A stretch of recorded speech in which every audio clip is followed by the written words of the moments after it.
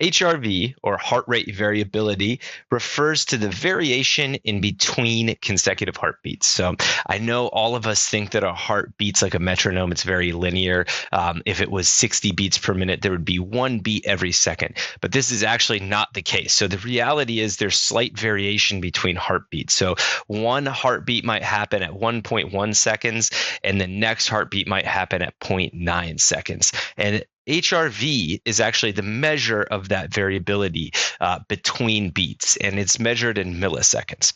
Why does HRV matter? Why should you care about this? So, measuring your HRV is an indicator of how healthy your autonomic nervous system is. That is a big, giant word. This is the part of our brain that we don't have control over. The autonomic nervous system controls things happening automatically in our body. So, breathing, we don't have to be conscious of that. So, HRV is measuring this part of our nervous system, which actually manages our stress response. And there's two main branches to this. There's the sympathetic nervous system, which is your fight or flight, and then your parasympathetic nervous system, which is your rest and digest. So HRV, that millisecond measure, is measuring your autonomic nervous system and these two pieces of it and how healthy they are. HRV, a good HRV, is a high number. So we're thinking something between like 80 and 120 milliseconds. And that indicates you have a strong autonomic nervous system, which can efficiently switch between stress and recovery modes. It also indicates you're well rested, you're resilient, and you're capable of effectively handling any stress or physical exertion. A low HRV is bad. It means you're overly stressed, you're staying in fight or flight too much, and you're poorly recovered. Your body is not having enough time to go through the rest and digest and repair all the things that are broken in it. It can also mean that you're getting sick. It can mean that you already have illness happening in you, or it could mean that you're overtrained. So high HRV, good; bad. Low HRV is bad. HRV is actually a measure of recovery. So it is really an indication of how your body's coping with stress and how recovered from physical and mental exertion you are. So again, a higher HRV indicates your body's well recovered, ready for more intense activity, more intense stress. A low HRV suggests your body is under chronic stress and is not able to recover, and it's not able to catch up with all the maintenance that needs to get done.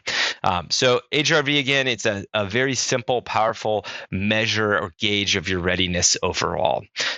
Interestingly enough, HRV can actually predict sickness. So if you track your HRV consistently, and let's say your normal HRV is at 80, and then all of a sudden, multiple days in a row, you start being down in the 60s, we could take a look and go, hey, is there something different happening in your life? Oh, there's not any big work stress going on. Wow, you're probably about to get sick. And you can actually start resting earlier, catch sickness like a cold or COVID or something like that, and deal with it without ever getting that really, really sick. It's kind of interesting because our sympathetic nervous system is actually the part that fights off sickness. And so when it is actually in a fight with a virus, let's say, the HRV is going to go down because your body's in that fight or flight all the time. So it's a pretty cool thing. So I mentioned this earlier, a higher HRV is good, a lower HRV is bad. But what is a good HRV? Like numerically, what should it be? And this is a little nuanced based on age and training age as well.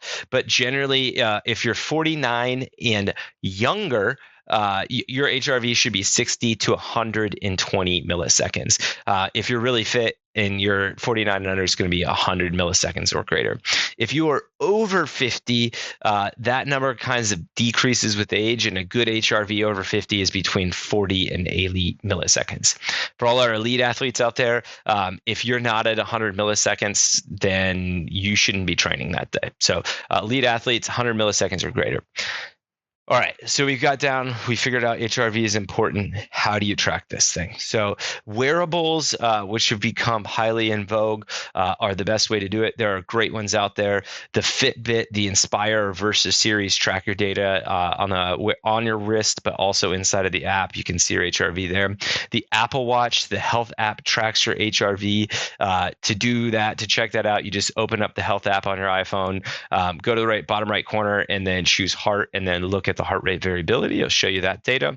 And then Garmin, I love Garmin. It's a great device. All the 2020 or newer devices measure your HRV. They also have a metric called body battery, which is how recovered you are as well. But you can see all that device or all that data on your device or in the app. These three devices I mentioned, the Fitbit, the Apple Watch, and the Garmin, do not charge for access to this data, and you own this data. So those are some things to note. There are two other players that are big names in the HRV wearable market, and that is Whoop and Oura Ring. They also track your sleep, your recovery, your stress, all these other metrics. They have cool apps that kind of help decode some of this stuff so you don't have to go look it up. The asterisk here is that you have to pay a monthly fee to access your data, and that you also don't own your data. So you can't take that data with you to another platform where these other three that I mentioned earlier can. I'm sure there are other great wearables out there that measure these as well. These are just kind of 5 that are huge in the market. So I hope that helps all you guys that have questions about HRV and are looking to understand why it's important. I hope you check that out. If you have any more questions, hit us up at info@atlantasportsrecovery.com or at Atlanta Sports Recovery on Instagram.